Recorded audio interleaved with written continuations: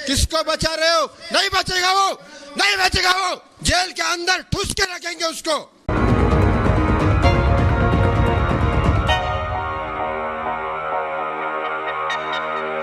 दोस्तों, स्वागत है आप सब लोगों का इस चैनल के एक और नए वीडियो में। आप सब लोगों के सामने एक बहुत ही बड़ी खबर लेकर आया हूं। अर्नब गोस्वामी, 2 दिन से इस नाम पे भयंकर चर्चा हो रही है, भयंकर हंगामा कटा हुआ है इस नाम पे। अर्नब गोस्वामी की चैट्स, व्हाट्सएप चैट्स जब से लीक हुई हैं तब से लगातार कोई ना कोई ऐसे मैसेजेस खंगाले जा रहे हैं और वो मैसेजेस सामने जनता के आ रहे हैं जहां पर अर्नब गोस्वामी ने सारी हदों को पार करके रख दिया। और वो आदमी जो अपने स्टूडियोज में चिल्ला रहा था, पूछ रहा था कि कहां है सलमान खान, आखिरकार वही आदमी खुद अंडरग्राउंड पूरी तरीके से हो चुका है। लेकिन अर्नब गोस्वामी, इससे रिलेटेड एक बहुत बड़ी खबर। अर्नब गोस्वामी के ऊपर जो इल्जाम लग रहे हैं, जो ये कहा जा रहा है कि इसको सारी चीजें पहले से पता थी या फिर ये पुलवामा का जश्न मना रहा था, इसने टीआरपीज में गड़बड़ी करी है, वो सारी तमाम चीजें जो व्हाट्सएप की उस चैट में लिखी हुई हैं पार्थो दास गुप्ता के साथ, वो सारी चीजें पूरी तरीके से सच हैं। और ये बात और किसी ने नहीं बताई मेरे को, बल्कि अर्नब गोस्वामी ने ही निकलकर ये सारी की सारी बातों को कंफर्म करने का काम किया है। तो इस वीडियो में मैं आपको दिखाऊंगा वो क्लिप जहां पर अर्नब गोस्वामी ने कल के एक शो में बातों ही बातों में, जो आदमी कुछ ज्यादा बोलता है वो ज्यादा बोलते बोलते कब अपनी असलियत सामने वाले के सामने बयां कर देता है उसको पता भी नहीं चलता। अर्नब गोस्वामी ने भी ऐसे ही किया कि अपने आप को बचाने के चक्कर में, अपने आप को ढकने के चक्कर में, अपने झूठों को, झूठ की दास्तान को छुपाने के चक्कर में उसने इतनी सारी बातें बोली कि वो बातों ही बातों में अपने आप की असलियत भी बयां करके चला गया। और उसने कल कबूल कर लिया अपने शो के अंदर कि ये जो भी बातें हो रही हैं उसके बारे में, जो भी उसकी चैट्स हैं, वो पूरी तरीके से 100% ऑथेंटिक है। लेकिन देखने वाली बात यहां पर यह है कि चाहे वो चैट्स ऑथेंटिक हैं या वो चैट्स ऑथेंटिक नहीं है, हमारे देश की जो केंद्र सरकार है, मोदी सरकार जो है, वो इस पूरे मैटर पे किस तरीके से चुप्पी साध कर बैठी हुई है। इनफैक्ट बड़े बड़े मोदी भक्त क्यों इस मैटर पे एक भी बात नहीं बोल रहे हैं।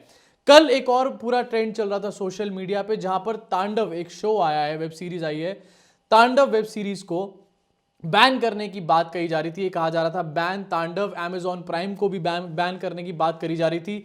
आप जानते हैं कि आखिरकार इतना हंगामा इस तांडव सीरीज पे क्यों मच रहा है, तांडव पे इतना बड़ा तांडव क्यों हो रहा है? ये इसलिए हो रहा है क्योंकि अगर तांडव नहीं आएगा, अगर तांडव पे हंगामा बीच में नहीं होगा, तो आखिरकार किसके बारे में बात होगी? अर्नब गोस्वामी के बारे में बात होगी। और अगर अर्नब गोस्वामी के बारे में इस टाइम पे एक बड़ा डिस्कशन होता है, अगर बड़े सवाल पूछे जाते हैं, तो अर्नब गोस्वामी तो फंसेगा ही फंसेगा, उसके साथ फंसेंगे हमारे देश के प्रधानमंत्री और गृह मंत्री भी। इसलिए इस टाइम पे भारतीय जनता पार्टी के जो बड़े अंधभक्त हैं, भारतीय जनता पार्टी का जो आईटी सेल है, वो पूरी तरीके से एक्टिवेट हुआ है।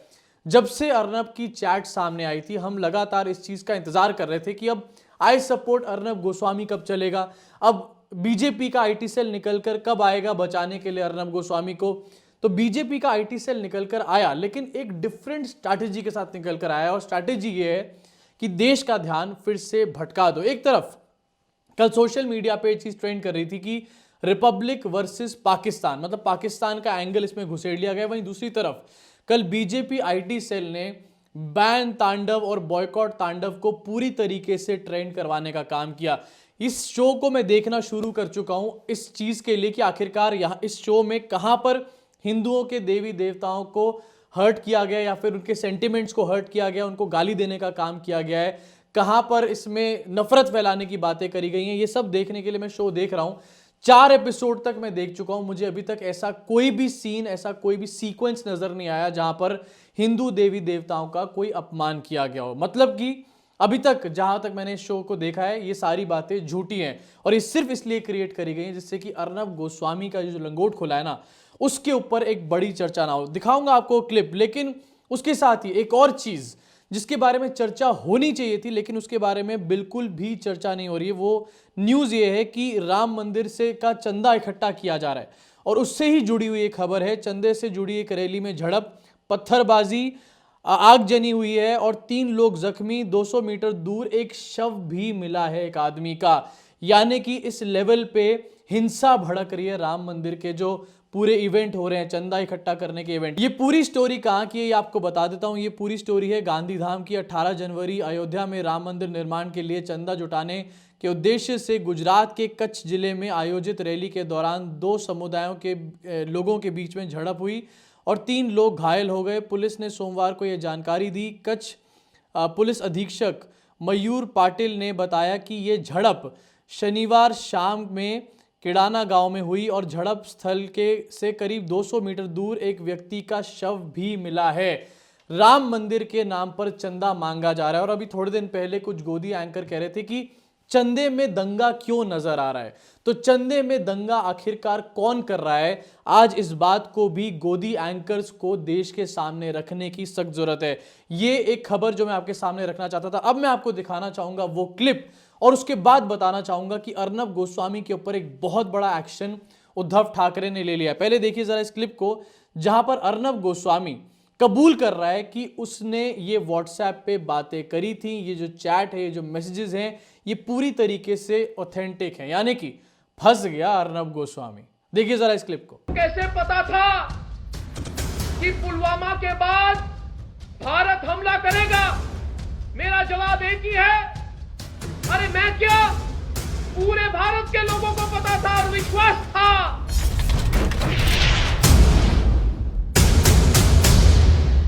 देखा दोस्तों आप लोगों ने, थूकता है भारत में किस तरीके से अर्नब गोस्वामी ने इस बात को कबूल लिया कि हाँ मैंने ये बात लिखी थी, ये व्हाट्सएप चैट में मैंने लिखा था कि पुलवामा के बाद आखिरकार क्या होने वाला है।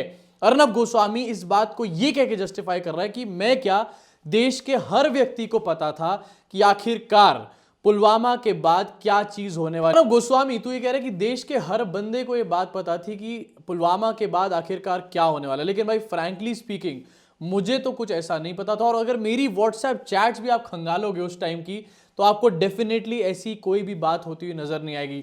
ये बात पूरी तरीके से सच है कि अर्नब गोस्वामी को ये इंफॉर्मेशन किसी अंदर के बंदे ने दी, और अंदर का बंदा आखिरकार ऐसी इंफॉर्मेशन वाला कौन हो सकता है, ये बात आप अच्छे तरीके से जानते हैं, AS या फिर NM। दोस्तों एक और बहुत बड़ी खबर सामने आ रही कि महाराष्ट्र सरकार ने, यानी कि उद्धव ठाकरे ने एक बड़ा एक्शन लेने का डिसीजन ले लिया है अर्नब गोस्वामी के ऊपर।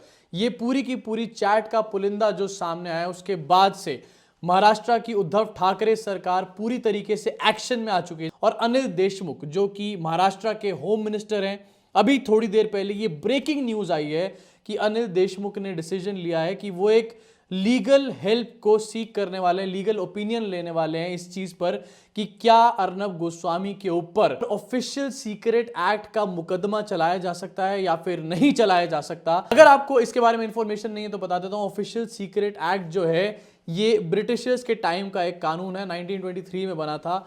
और अगर इस एक्ट के अंदर अर्नब गोस्वामी के ऊपर मुकदमा चलता है, अर्नब गोस्वामी के ऊपर ये एक्ट लग जाता है जाकर, तो NSA और UAPA की तो छोटी मोटी चीजें हैं, अगर ये चीज अर्नब गोस्वामी के ऊपर लग गई तो 3 साल से लेकर उम्र कैद तक भी अर्नब गोस्वामी को हो सकती है। और इस चीज के ऊपर उद्धव ठाकरे की सरकार पूरी तरीके से एक्टिव हो चुकी है। तो जब पिछली बार अर्नब गोस्वामी जेल गया था तो कुछ दिन जेल में बिताकर आया था, वहां का खाना पीना खाकर आया था, उसी में ही अर्नब गोस्वामी के तोते उड़ गए थे बुरी तरीके से। लेकिन अब जब Arnab Goswami official secret act में जेल जाएगा तो जरा सोचिए उसके बाद, उसके निकलने के बाद क्या हालत, उसकी कैसी उड़ी हुई शक्ल हो चुकी होगी।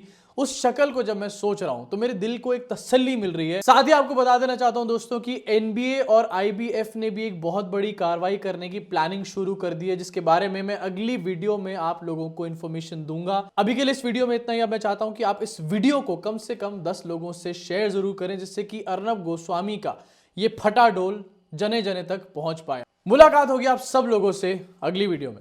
ड्रग दो, ड्रग दो, ड्रग दो, ड्रग दो, ड्रग दो, मुझे ड्रग दो, मुझे ड्रग्स दो। वो कहती है मुझे ड्रग दो, मेरे लिए गांजा लाओ, चरस लाओ, MDMA लाओ, एक्सटेसी लाओ।